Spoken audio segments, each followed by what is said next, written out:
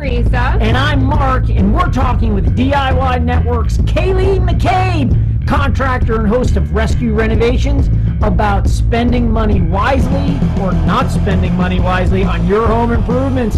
Kayleen, one question. What's up?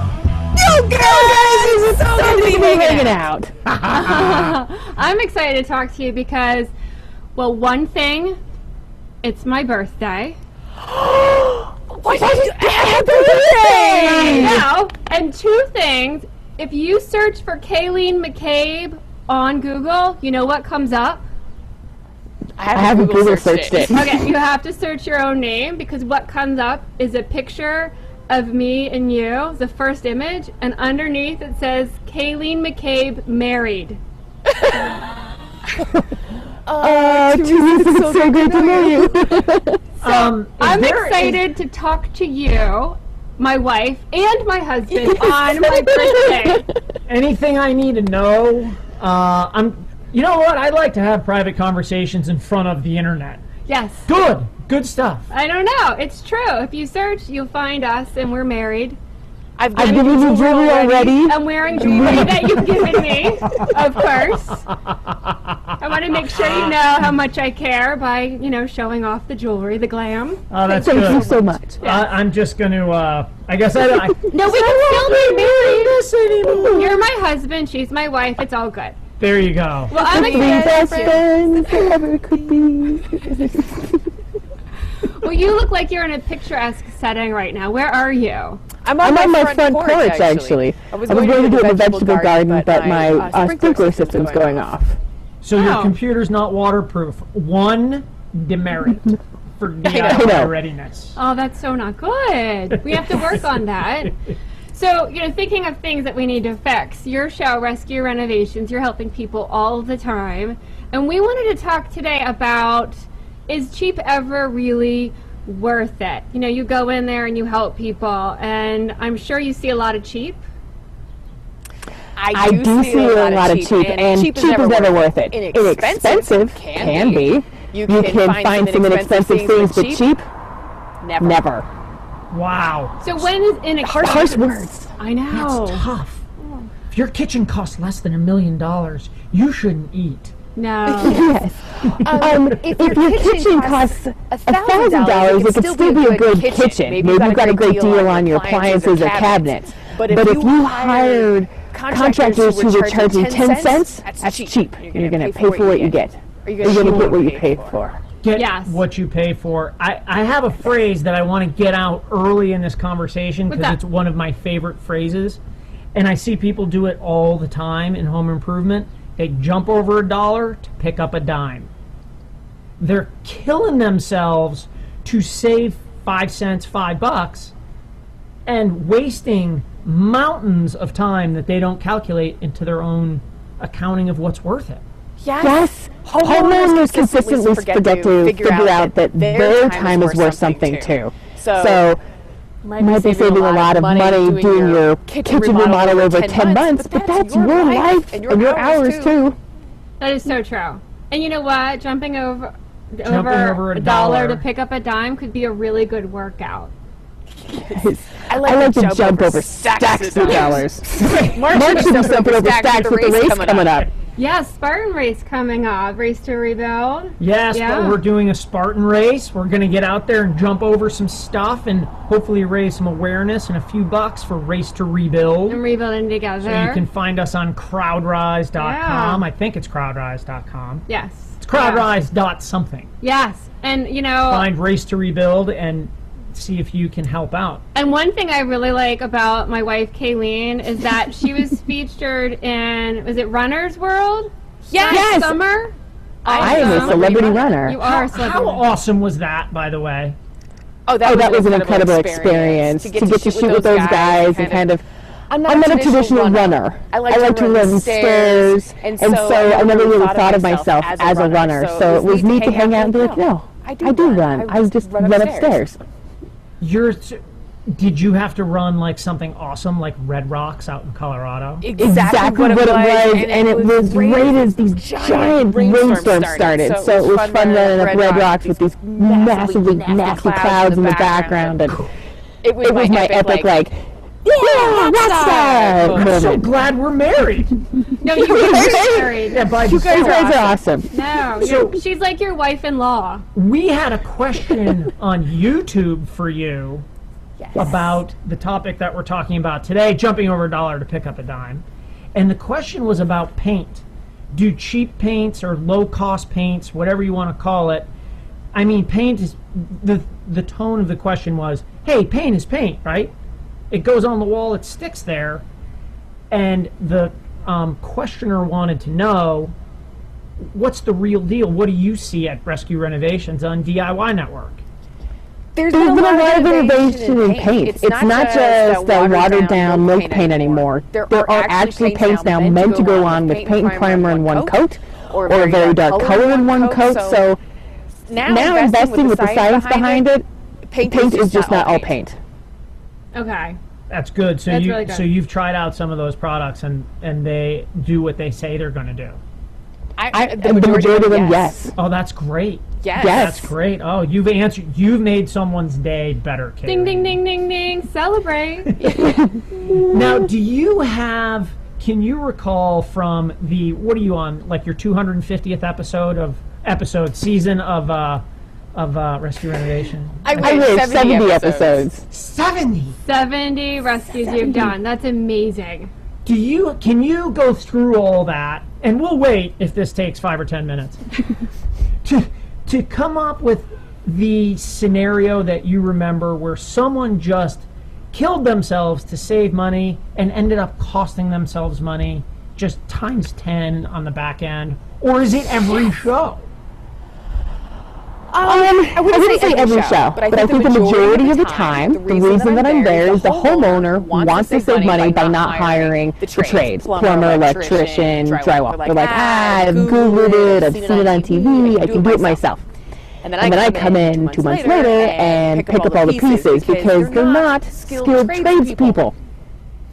So that's where I see a lot of like, we can save $1 here, we'll do it ourselves, but then the plumbing starts to leak and the walls are crooked and then your cabinets don't fit. So I see it a lot. Well, it is, you wrote a blog just this week. National Roofing Week is this week on how to find a really good contractor. Yes. And so, finding someone who's a good contractor who isn't you, Kayleen McCabe. Kayleen McCabe, probably busy. How would you, if somebody's in Florida or in, Idaho or something, if they're trying to find a contractor, what would you suggest they do? Check with your friends and family first. Sometimes the best recommendations are word of mouth. And a lot of contractors fly under the radar without starting some sort of website. So word of mouth is fantastic. And then I would check with the city you live in. They usually have a list of general contractors, so you can find people who are licensed and are professionals. Then there are other search websites. Home Advisor is an example on where a homeowner can be partnered with a contractor trying to do work together. I still think word of mouth is the best. Because people have the real experience.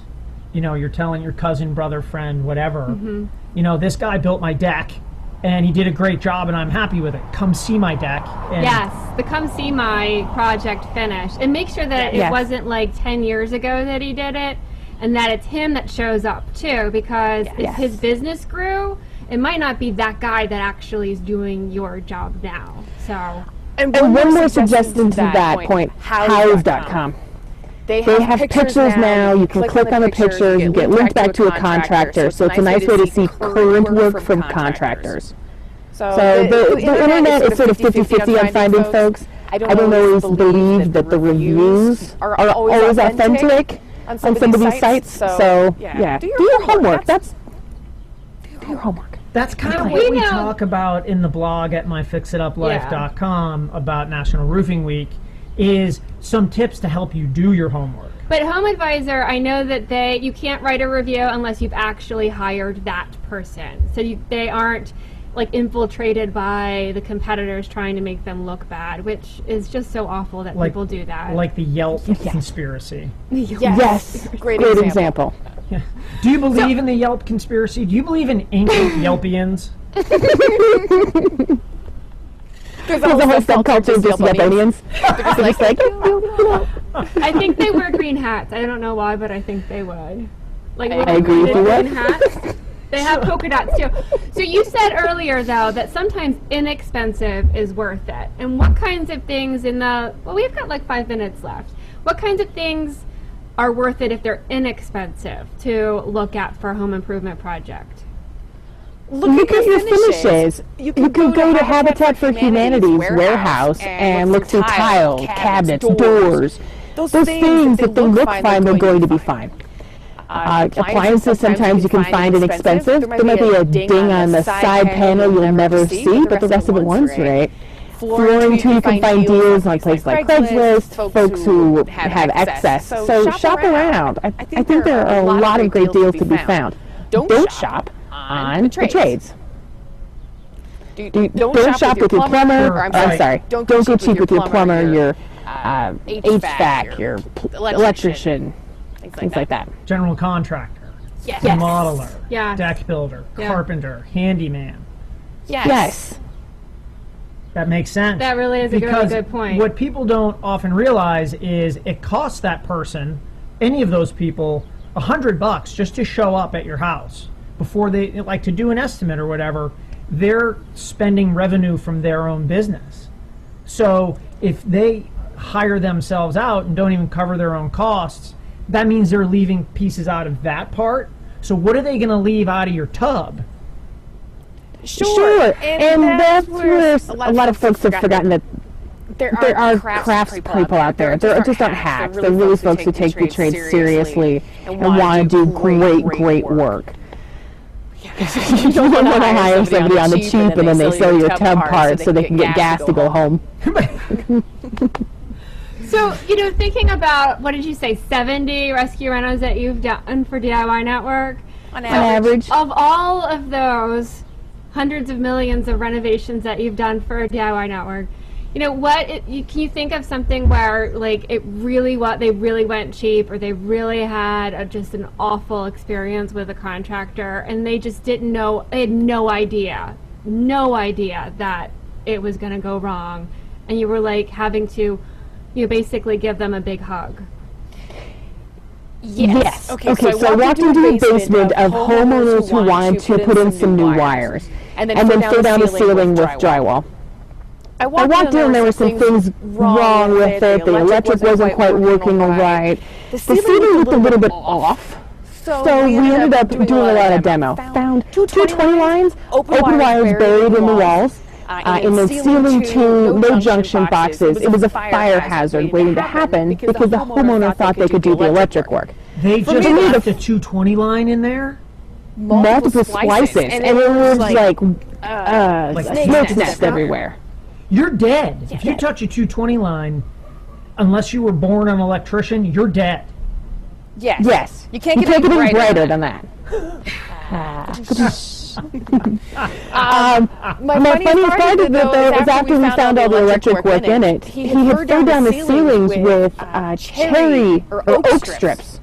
Because he wanted to make sure he could throw something down with high quality things. Oak strips. He spent a fortune in oak strips for his joy so he could drywall. And he didn't hire an electrician. Face right now is one of anguish. And also, I'm confused. He used oak. My brain is confused. He must have blown up 800 nails and screws, split it 100 times. He had to pre-drill everything. Oh my goodness gracious. Kayleen McCabe, DIY Network. And on this moment of overwhelming anxiety, we're going to have to say goodbye. So thanks for hanging out with us, Kayleen. Keep you guys and DIY inspired while you're on the move with more MyFixitUpLife tips and ideas. Follow us on Twitter. Follow Kayleen on Twitter. My wife! Check her out on Google Plus. And make sure to check out the next MyFixitUpLife Live. I got it right here, baby.